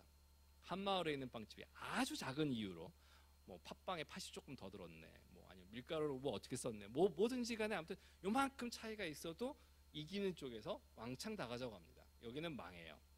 자 그러면 분명히 여기도 중국집이 있었고 저기도 중국집이 있었는데 저쪽의 중국집이 갑자기 배달을 자전거에서 오토바이로 바꾸고 나서 상권을 넓혀가지고 이쪽 마을을 갖다 죽여버린 거죠. 죽여버리면 이쪽에서 크는 방법은 딱 하나밖에 없어요.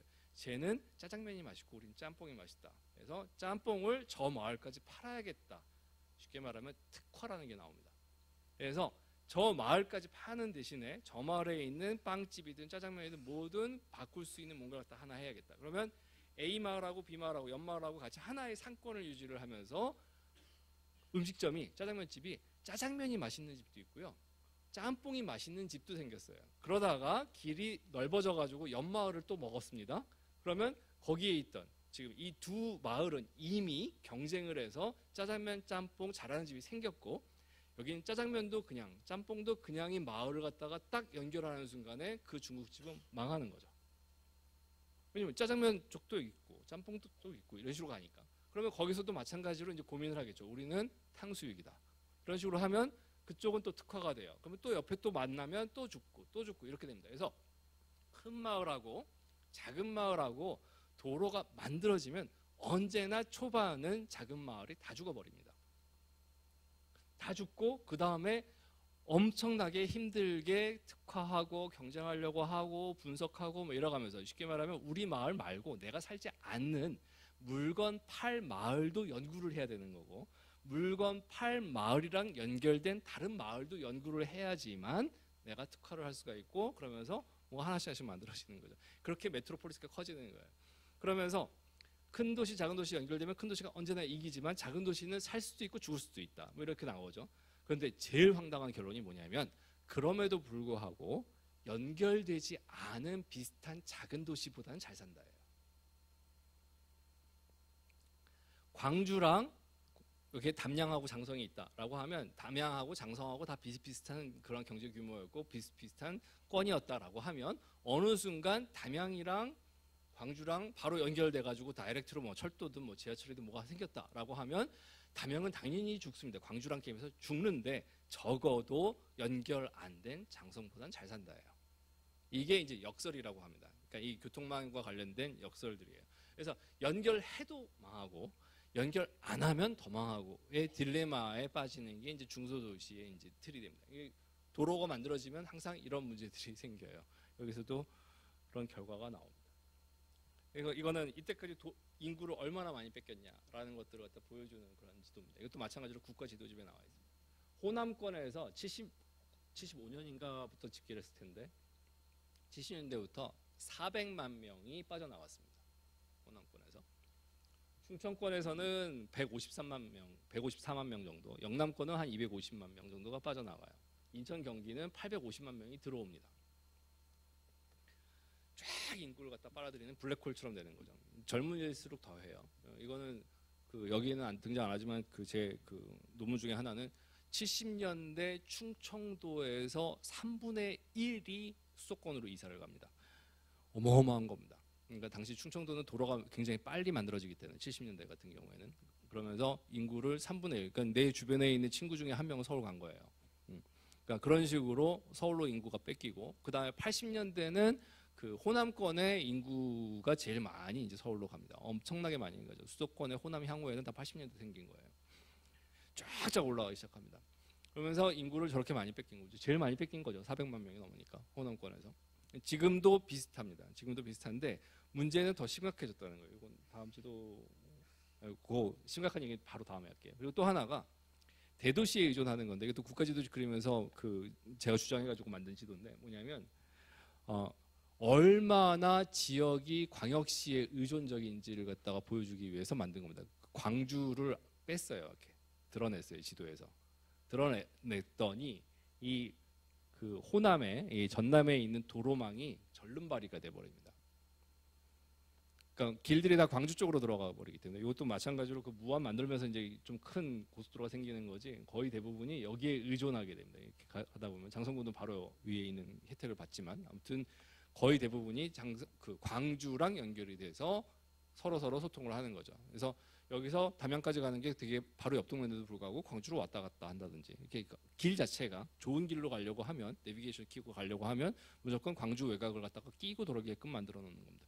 이런 상태에서 전남 도지사다라고 해가지고 내 땅의 지도를 보고 싶어, 뭐 내가 지금 행정해야 될 땅을 보고 싶어라고 딱 해버리면 이 양반은 광주를 밟지 않고는 도정이 불가능한 상황인 거예요. 왔다 갔다 하려면 계속 돌아가야 되니까 언젠간 광주 찍고 못 찍고 뭐 이런 식으로 하는 거죠. 도너츠처럼 이제 삥 둘러 있거든요. 전남은 좀 나은 편이에요. 저 경북 이런 데도 더해요. 거기는 아무것도 없어요. 충북 그런 데는 끊겨요. 아예 길이 끊겨요. 거기는 청주하고 충주 빼면은 그냥 도로망 자체가 다 사라져 버리는 상태이기 때문에 이런 식으로 대도시의 지역이 의존하게 되는 그런 효과가 만들어집니다. 그래서 이제 요거는 뭐 암호처럼 그림이 그려져 있는데 이거는 결국 이렇게 말로 풀어야 될 거예요. 왼쪽이 96년이고요. 96년, 98년이고 오른쪽이 이제 2016년의 지도인데 이해가 안 되시죠? 이게 뭐냐면 이게 남자 여자 그다음에 이제 이게 남자 여자 남자 여자 여자 남자 여자 여자 이런 식으로 나와 있는데 이게 서로 연결되어 있는 겁니다. 요거는 어린 나이부터 나이든 나이까지 쭉 있어요. 자, 이 암호를 갖다 해석을 해드릴 건데 뭐냐면 이 지역에 20대 남자가 있다. 그러면 그 바로 옆에 20대 여자를 관찰할 확률을 계산을 한 거예요. 이 확률표입니다. 그래서 요것만 보시면 돼요. 이게 지금 현재의 모습인데 나이든 남자가 있다. 그러면 나이든 여자가 보일 확률은 거의 없습니다. 주변에.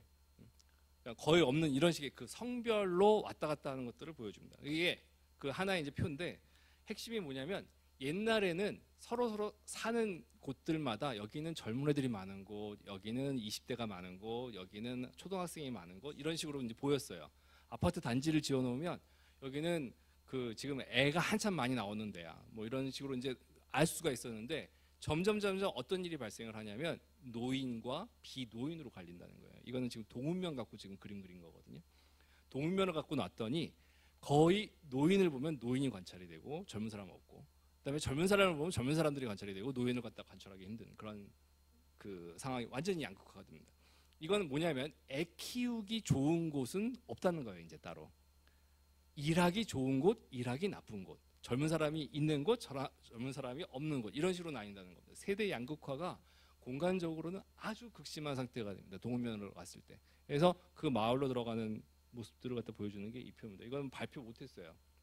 퍼블리싱하면 너무 안 좋은 얘기들이 많이 나오는 상황이거든요. 그러니까 망해라 이 얘기입니다. 거의 대부분의 곳들이. 그래서 이제 프랑스 사례를 갖다 이제 놓고 보려고 했는데, 근데 그 결국 해법은 이제 다른 식으로 풀립니다. 요 해법을 갖다 얘기하는 저 이외의 다른 제일 유명하신 분들, 저보다 훨씬 유명하신 분이 이제 마강래 교수인데, 중앙대학교의 마강래 교수님인데, 요 분이 이제 지방도시 살생부라고 해가지고 좀 그 제목이 좀 이렇게 현란한 제목을 다셨어요. 그래서 망해가는 도시들이 어떻게 되는지, 그리고 어디에 분포하는지, 지방 소멸의 다음 이제 주제로 뭐 이 화두를 던지셨습니다. 이거 화두입니다. 압축 도시만이 살 길이다라고 해가지고 나오는 그런 처방들이 있는데, 언제 장성구에서 부르셨나요 혹시? 이분은 지방 도시에 대해서는 가장 우리나라에서 많은 고민을 하셨던 분들 중에 한 분입니다. 말도 잘하세요. 그래서 이분 그러니까 지방 도시에 대해서 이제 자기 나름대로의 대안을 갖다 확고하게 갖고 계신 분입니다. 이 지방 도시 살생부, 지방 소멸 이렇게 들어가는데, 이 화두가 이제 두 개의 화두로 나오는 겁니다. 왜 메트로폴리스의 서울의 탄생, 이거는 이제 지책인데, 그 메트로폴리스는 왜 계속 커지는가, 그 다음에 이제 지방 도시는 왜 죽는가에 대해서 이제 서로 여러 명들이 이제 대충 현상은 알겠다. 그럼 이제 어떻게 할래라는 말로 넘어가는 단계가 이제 요즘의 단계입니다. 그 단계에서 이제 저는 굉장히 비관론적인 거고, 이제 이분은 굉장히 낙관론 쪽이시기 때문에 이렇게 하면 할 수 있다, 살 수 있다라고 얘기를 하시는 분들 중에 하나입니다. 저는 이제 망해가는 쪽이다라는 이야기로 이제 우울한 얘기를 갖다가 하면, 첫 번째 징후가 뭐냐면 지금 여기서 젊은 사람들이 어떻게 움직이는지 딱 19세에서 24세까지만 보면 돼요. 이 사람들이 이제 핵심 포인트예요. 그래서 울산 굉장히 비극적입니다. 울산도 마찬가지예요. 그 자식들이 일자리를 못 구해서 나갔다라고 하는 순간에 그 순간 끝입니다. 이게 왜 끝이냐면, 자, 이 마을에 살면요, 어차피 자식이 한두 명밖에 없기 때문에 이 도시 안에 살면 할아버지 집이 가든 뭔 집이 가든 사회적인 네트워크가 내려가요. 그런데 딱 나가는 순간에 집도 사줘야 되지, 집세도 줘야 되지, 그다음에 뭐 또 객지에서 생활한다고 뭐 얼굴도 잘 못 보지, 뭐 이런 식으로 가면서 돈이 슬금슬금 나가면서 결국은 망합니다. 그래서 공단 지역이 특히 심해요. 울산, 포항 같은 경우에도 제철소가 거의 무슨 우주선처럼 떠 있거든요. 포항에서 일하는 사람들은 별로 없어요. 근데 포항에 돈은 많아요. 그러면 그 제조업 도시에서 태어난 사람들이 거기서 일을 하느냐, 일을 하지 않고 나가야만 되느냐라는 게 이제 핵심 포인트가 됩니다. 그래서 직업이 재생산만 된다면, 할아버지의 직업이 손자한테 가고 이렇게 2대 걸쳐서든 뭐든 간에 재생산만 된다면 그 지역은 다른 지역이 써야 될 돈들을 갖다 굉장히 많이 절약을 하는 게 보통 사회적 자본이라고 얘기합니다. 그 사회적 자본들이 생깁니다. 아버지 친구랑 인사를 하는 거 없는 거, 새로운 사람을 만나야 되는 거 안 만나야 되는 거, 이런 거 다 돈이에요. 어떻게 보면 자본 입장에서 보면. 그래서 이제 이런 것들을 얘기를 하게 됩니다. 그래서 지방도시 같은 경우에 인디케이터가 19세부터 24세다. 그리고 또 하나의 관찰이 뭐냐면, 24세가 지금의 24세가 34세가 됐을 때 어디 있었냐가 중요한 것처럼, 지금의 34세가 24세 때 어디에 있었는지를 갖다가 잡는 게 두 번째 인디케이터입니다. 이건 뭐냐면 아까 말했던 큰 도시랑 붙었던 작은 도시 두 개의 운명이랑 같은 거예요. 여기에 안 살았었는데 20대 때, 30대 때 지금 여기 살고 있다는 얘기는 어딘가보다는 여기가 좀 나아지고 있다는 그런 그 선호가, 그러니까 조금의 그 비교 우위가 생겼다 안 생겼다라는 인디케이터입니다. 그래서 설문지 돌릴 때 딱 그 두 가지만 봐요. 지금 19세, 24세에 있는 애들이 나가고 싶어 하는지, 그러니까 왜 나가고 싶어 하는지, 그 다음에 거꾸로 지금의 30대들은 어디서 왔는지, 왜 왔는지, 이것들을 놓고 보면 그 지역에 대한 인구에 대한 역동을 갖다가 볼 수 있는 인디케이터가 됩니다. 재밌는 말을 갖다가 이제 들었는데 세계의 제조업 도시, 공업 도시를 갖다가 연구한 그 학자가 전 세계 세 개 도시를 갖다가 다 돌아다니면서 다 다양한 도시들을 만나요. 그러면서 이 도시가 망하는 이유, 저 도시가 망하는 이유, 망하는 이유는 거의 뭐 어마어마하게 많습니다. 다양한 이유로 망해요. 근데 모든 세계의 공업 도시가 지금 다 망조인데 그 세계 공업 도시들의 하나의 특징이 있다면 떠나간 자식들이 돌아오지 않는다라는 겁니다. 그러니까 여기서 자식이 떠나가면 그 자식이 돌아오지 않는 게 지금 제조업 도시의 현실이다라고 얘기를 하면서 이제 그 글을 맺거든요. 그러니까 그것처럼 이제 재생산이 굉장히 중요하게 됩니다. 그래서 얼마 전에 이제 그 신도시 관련된 특집, 이제 빈집 관련된 특집을 갖다가 할 때 낡은 도시들이 어떻게 살아갈 것인가 뭐 이런 얘기하는 그 라디오에 이제 나간 적이 있는데 그때 이제 제가 했던 말들이 지금 굉장히 활기찬 도시들이 많아요. 김해 가보시면 엄청나게 활기차고 그다음에 뭐 상무지구 이런 데 가도 굉장히 활기찬 것 같고 요즘 뜨는 신시가지들이라고 해가지고 막 뜨는 도시들, 그 뜨는 도시들의 미래는 거기에 일하는 사람들이 나이 들었을 때 새로운 사람들이 올 것이냐 아니면 그 지역에 있는 애들이 안 갈 것이냐 아니면 가고 새로운 사람이 올 것이냐 이 세 가지의 시나리오에 따라서 그 도시의 풍경이 달라진다는 거예요. 여기 있는 아이들이 지금 그러니까 나이가 들면서 나가버리면 망하는 거고요. 그 망한 대표적인 도시가 이제 일본 다마신 도시, 일본에 있는 신도시들이 됩니다. 그리고 있는 애들이 안 나간다면 유럽에 있는 중소도시, 아주 강한 그 뭐라 그러죠? 그 작지만 강한 도시, 강소국이라고 얘기하죠. 강소도시들이 됩니다. 그래서 안 나가고 계속 움직이는 거, 이태리 북부라든지 이런 쪽의 도시들이 아이들이 계속 그렇게 됩니다. 심지어 애를 유학 보내도 다시 불러들여요. 이게 굉장히 독특한 전통입니다. 유럽에 있는. 그렇게 되면 이 아이들이 계속 여기 있으면서 강해지는 겁니다. 그리고 지금 아이들은 가지만 새로운 데서 온다라고 하면 이 도시는 약육강식의 경쟁의 장에서 지금 살아남고 있는 겁니다. 그러니까 이 세 개의 시나리오 중에서 어느 걸 택할 것이냐라는 게 이제 굉장히 큰 그런 화두가 됩니다. 지금 신시가지든 잘 나가는 도시든 어느 도시든 간에. 그래서 전략마다 조금씩 달라요. 그래서 저는 파리 도시계획의 대학 그 친구들이 좀 있는데 이 친구들을 보면 거의 90% 이상이 고향으로 다시 내려가요. 그러니까 도시계획을 석사부터 해가지고 좀 하려면 굉장히 큰 도시로 가야 되거든요. 그러니까 뭐 그 파리, 렌 뭐 몇 개의 도시밖에 없습니다. 도시계획 석사과정, 박사과정도 그렇고. 그러면 전국에서 도시계획하는 애들이 쫙 파리로 모여요. 파리로 모여가지고 막 얘기를 합니다. 석사 뭐 받고 박사 받고 그래요. 그러다가 갑자기 딱 끝나고 나서 나 보르도 간다, 고향으로 간다 그러고 다 가요. 다 가고 재밌는 건 뭐냐면 국가가 갑자기 국토법이 바뀌어가지고 도시계획이 바뀌었다라고 하면 동창들끼리 콜합니다. 야 다시 모여봐. 그럼 갑자기 파리에서 쭉 와가지고 회의를 합니다. 야 이번에 법 바뀐 거 너희 동네는 어떠냐? 너희 동네는 타격이 어떻게 되냐? 너희 동네는 어떤 식으로 바뀌냐? 뭐 이렇게 해가지고 막 회의를 하고 좀 심각하다 싶으면 정부에 건의서를 냅니다. 그러니까 전국에 있는 도시계획과 연합회들이 이제 정부의 정책에 대해서 어떻게 생각한다라고 성명서 내고 그리고 내려와요. 그러니까 이런 식으로 그러니까 교육의 중심이 서울이라는 아주 강한 중심이어도 지역의 인재들이 끊임없이 있을 수 있는 그런 상황이 만들어집니다.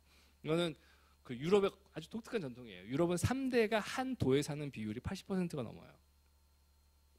할아버지가 사는 곳, 아빠가 사는 곳, 내가 사는 곳이 한 도가 80% 넘게 있습니다.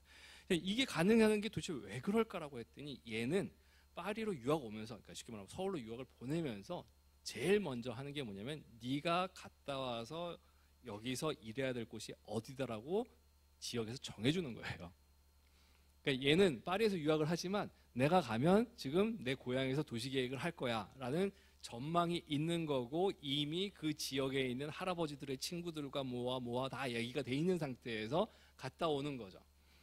그래서 아주 마음 편하게 객지 생활을 합니다. 객지 생활을 하면서 내가 왜 돌아갈 곳이 있으니까 그리고 가서 뭘 할지도 알고 그리고 지금 내 고향은 무슨 당면 과제 지금 시급히 해결해야 될 주제가 뭔지도 안 상태에서 교육의 중심지에 와서 논문을 쓰고 돌아가는 이런 형태가 되는 거죠. 이게 이제 가장 대표적으로 유럽식의 그런 전통입니다. 그러니까 지금에 있는 마을에 젊은 애들은 계속 여기에 살 거다라는 희망이 있는 상태 그런 상태가 되는 거죠. 근데 반면에 이제 그 무한 경쟁, 서로 인구 뺏기. 지금 젊은 애들은 다 이쪽으로 오시오. 이런 것들은 제일 잘하는 게 서울이에요. 지금 서울에 가면 청년들이 혜택이 어마어마하게 커요.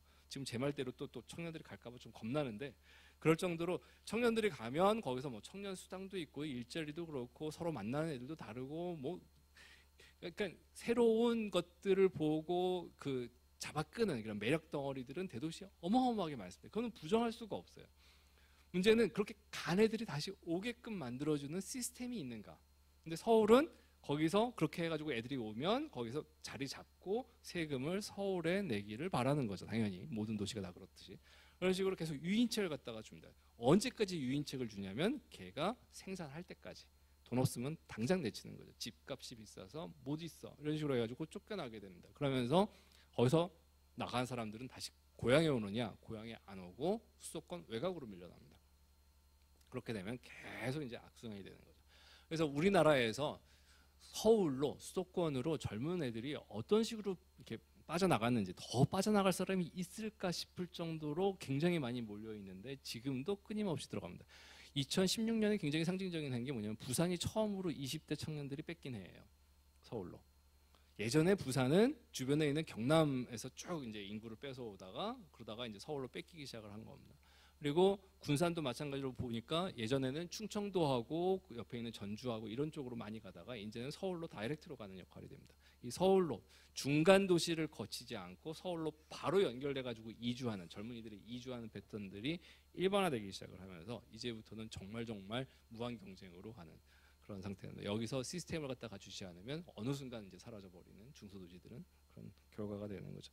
그게 이제 제일 큰 문제 중에 하나입니다. 그래서 도시 계획을 하든 아니면 도시를 만들든, 그러니까 제 의견으로 보면 내 자식들이 여기에서 어떤 일을 할지 상상할 수 있는 계획, 상상할 수 있는 정책. 지금 뭐 신생아가 됐든 뭐 초등학생이 됐든, 너 열심히 공부를 해라라고 해봐야 여기서 문화교육 엄청 잘 받거나 아니면 영어교육 잘 받아가지고 큰 도시로 가서 안 돌아올 애들이에요. 그러니까 이 지방에서 교육을 한다라는 얘기는 항상 그런 리스크가 있습니다. 이 친구가, 이 자식이 가서 세계를 빛내라라고 보내는 건 아니잖아요. 근데 가면 다시 와야 되는데 연결이 안 되는 그런 상태가 됩니다. 그러면 이 아이들은 도대체 여기서 무엇을 먹고 살 건지, 우리가 가지고 있는 일자리 중에서 이 아이들한테 재생산시킬 수 있는 일자리가 어떤 부분이 있는지를 갖다가 체크하는 게 이제 그러니까 제 기준으로 나오는 게 있고요. 그리고 또 하나가 돈 없는 나이 든 분들이 여기서 어떻게 돌아가시는지, 이게 이제 하나의 키포인트입니다.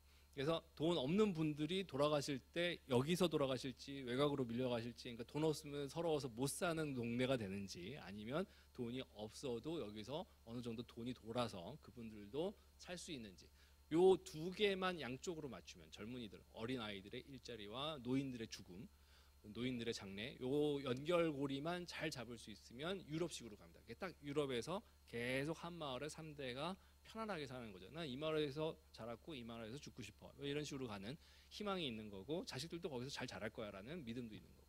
이게 이제 지방 중소도시들이 들어가는 그런 하나의 키입니다. 폭스바겐이 우리나라에서 굉장히 유명한 차고 전 세계에서 넘버원이잖아요. 거기 폭스바겐 본사가 어디 있는지 아시면 15만 도시에 있어요. 전 세계에 내놓으라 하는 자동차 메이커가 15만 도시에서 계속 굴러갑니다. 거기 태어난 사람들이 계속 거기 살고 내려가고 그래요. 그 시스템이 갖춰져 있기 때문에 그렇습니다. 그 안에서 자식들이 태어날 때 태어나자마자 이놈은 뭘 시켜야지, 뭐 이런 건 아니더라도 이놈이 여기서 먹고 살 수 있는 기반은 우리가 만들어줘야겠다라고 하는 하나의 이제 틀이 만들어지는 거죠. 이게 이제 신자유주의 만들어지고 세계화되고 다 경쟁으로 들어가는 중간 단계, 유럽에서 배워야 될 그런 하나의 교훈이다라고 하는 게 이제 제 강의의 거의 마지막 부분입니다. 근데 이분은 좀 다른 생각을 갖고 계세요. 마가나 교수님은 혹시 기회가 되시면 뭐 인터넷에서도 많이 돌아다니니까 이 압축 도시만이 살 길이다라는 거에서의 그 핵심 포인트를 어디에 잡고 계신지, 그러니까 저랑 비교해서 들으시면 훨씬 더 재미있을 겁니다. 그러니까 전혀 다른 해법을 갖고 이야기를 하시는 분들 중에 하나입니다. 네, 제 강의는 1시간 반 했죠. 예, 여기서 마치겠습니다. 예, 감사합니다.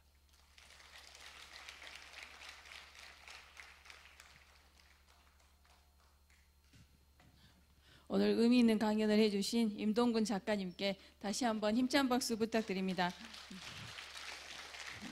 이상으로 제1110회 장성 아카데미를 모두 마치겠습니다. 감사합니다.